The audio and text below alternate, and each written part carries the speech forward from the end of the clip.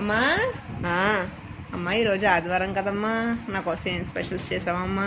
ఇగమ్మా గారెలు చేసాను నువ్వు తింటావని. ఆహా, వావ్. ఆ, తర్వాత ఇంకేం వండావు?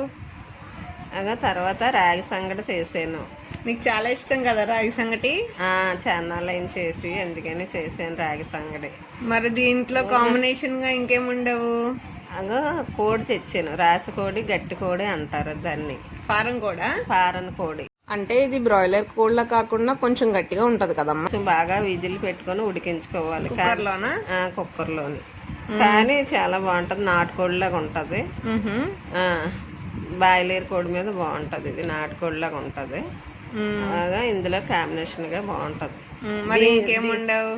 దీంట్లోకి కోళ్ళలోని గుడ్లు సేర్లు, గుడ్లు, గుండెకాయ ఉంటాయి, వేరేగా తీసి ఫ్రై చేసాను.